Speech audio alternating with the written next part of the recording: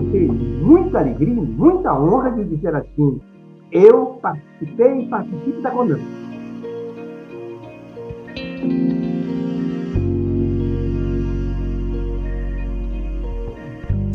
E eu sou, desde dos primeiros raios de nascimento da CONAMP, porque eu senti na carne o que é uma luta de uma geração. Mas uma luta que não se ateve a uma só geração. O Ministério Público do Brasil não é produto de nenhuma geração. E nem o será. Ele, na verdade, o Ministério Público, é o produto de homens e mulheres que um dia acreditaram no que poderiam fazer e o fizeram. Isso dá uma honra muito grande. Os primeiros dias econômicos, os momentos... Dias não, mas poderia colocar os anos como dias. Naqueles primeiros anos foi muito difícil. Primeiro porque nós não tínhamos uma noção global, nacional, do que seria um órgão para dar às suas associações estaduais ajuda, estrutura, organização. E muitos da nossa geração atual, às vezes, não entendem, porque não sabem a nossa raiz.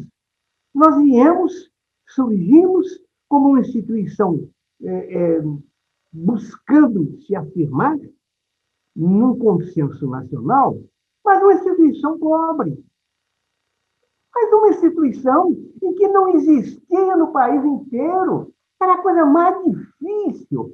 Um procurador-geral, por exemplo, no Estado, o procurador-geral de Minas Gerais não sabia o nome do procurador-geral do Amazonas, que, por sua vez, não sabia o nome do procurador-geral do Rio Grande do Sul, que, por sua vez, também nem sabia o endereço e o telefone.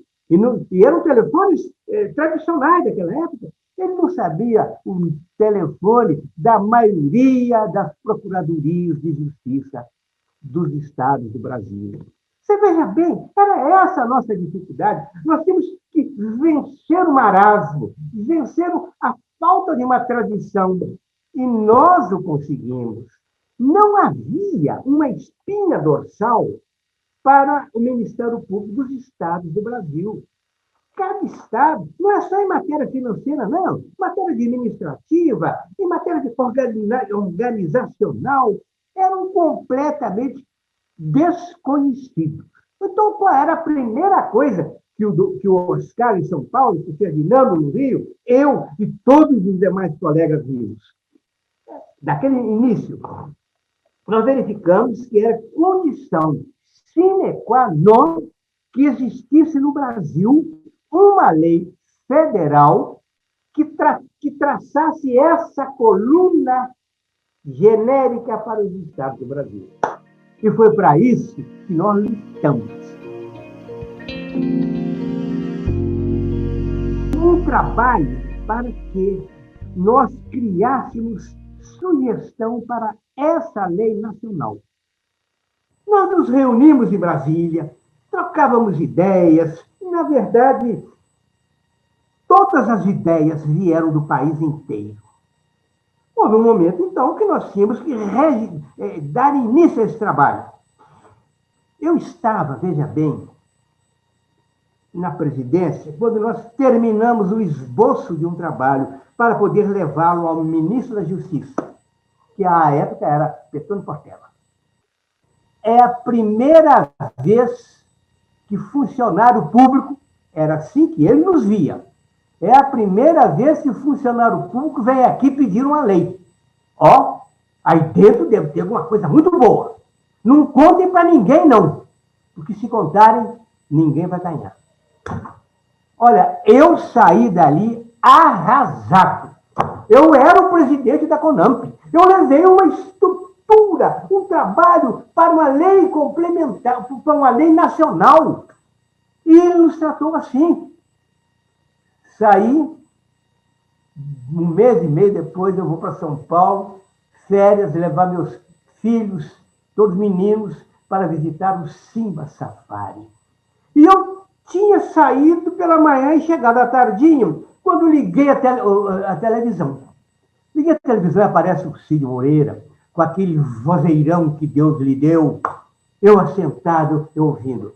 Morreu o ministro Petrônio Portela. Eu não caí, porque eu estava sentado. Mas veja bem o que aconteceu em seguida. E ele emenda. O presidente João Figueiredo já nomeou o seu sucessor. É o deputado federal por Minas Gerais, Ibrahim Rabi Akil. Aí é que eu não caí mesmo. Porque o Ibrahim, olha, veja bem, o pai do Ibrahim, o seu Melim, era amigo pessoal do meu pai. Eu nasci na mesma cidade que o Ibrahim, Manimirim. Eu me dava muito bem com o Ibrahim e vice-versa. E, de repente, aquele homem era o ministro da Justiça.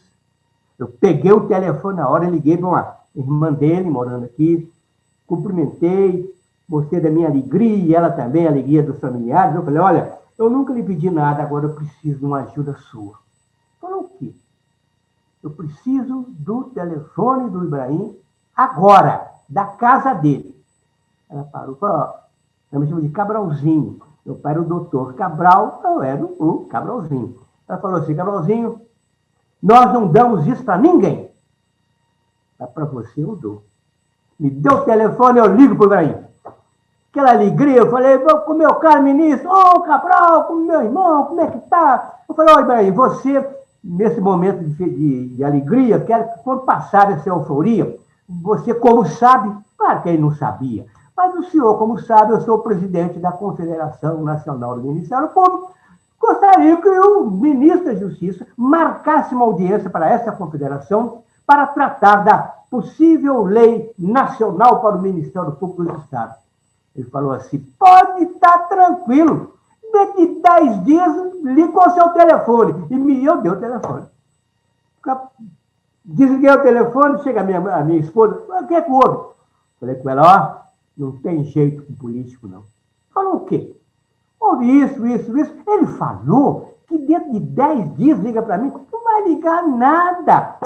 Voltei para Belo Horizonte e qual não é a minha surpresa, quando um dia toca o telefone, doutor Joaquim Cabral Neto, falei, ele, aqui no gabinete do ministro Bahia Biaco. Falei, pois não, o ministro, o senhor pediu a ele uma audiência, ele queria consultar o senhor, se o senhor poderia marcar entre o dia X e Y. Falei, minha filha, qualquer dia, qualquer hora, eu irei com a diretoria e com os presidentes dos estados. Marcou isso, eu levei a diretoria, todos os presidentes que puderam comparecer. Ele deu uns 20 minutos. 2h10 ou 2h15 depois, é que ele nos despediu, e despediu dizendo assim, os senhores saiam daqui tranquilos. Antes de entregar a minha pasta ao meu substituto, essa lei dos senhores terá sido enviada para a votação do Congresso Nacional. E não deu outra coisa.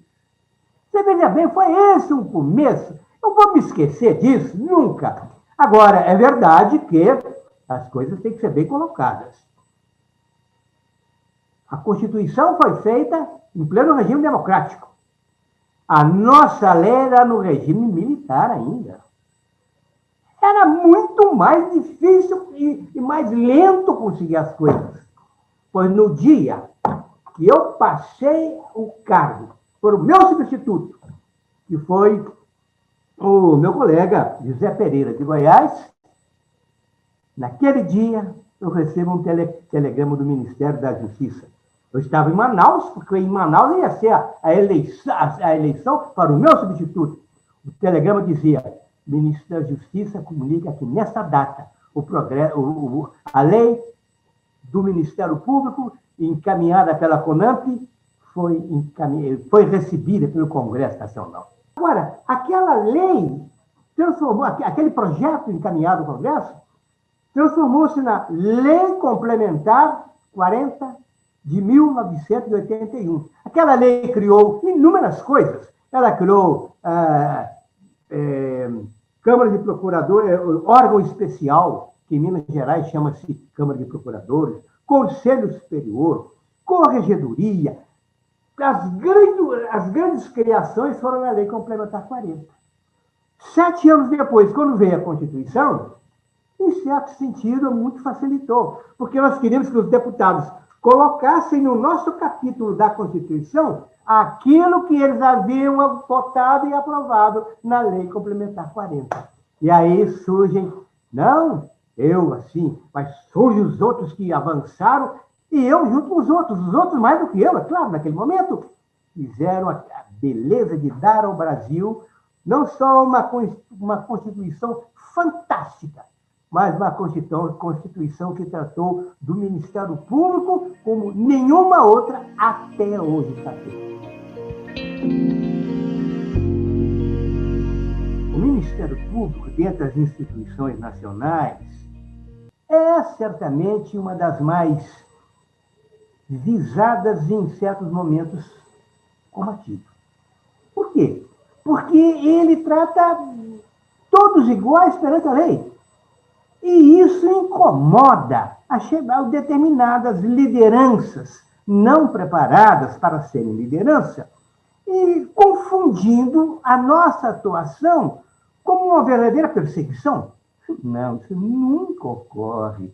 Nunca ocorre. O que há, na verdade, é o seguinte: são homens e mulheres que se arrancam dos seus lares, ficam distantes da sua casa, das suas casas, da criação de seus filhos, e estão sempre caminhando para verificar o que nós temos no momento de realizar.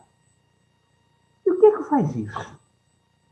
É, na verdade, a confiança e a certeza.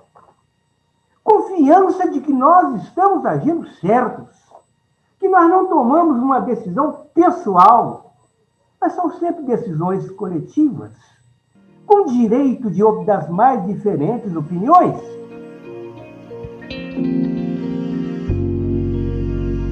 Falar uma mensagem para a CONAMP. Eu poderia dizer apenas, olha, gostaria que você continuasse a ser como é até hoje. Sem prejudicar ninguém, avançando por todos os caminhos do bem. Porque aí, é como eu falei desde o princípio, Deus estará presente, porque Ele não desampara os que partem em missão de paz, de fé e de justiça. A CONAMP é uma das luzes do meu caminho, que faz com que eu me emocione, que me dê saudade, mas que me dê também a convicção de que Deus pegou-me pela mão, ou pelas mãos, e quando Ele não podia me puxar, Ele me carregava, e fez com que a CONAMP hoje, graças aos extraordinários presidentes e membros que vieram posteriormente, se transformasse no que ela é hoje. É preciso que a gente fale obrigado. Obrigado por tudo que me desse, Pai.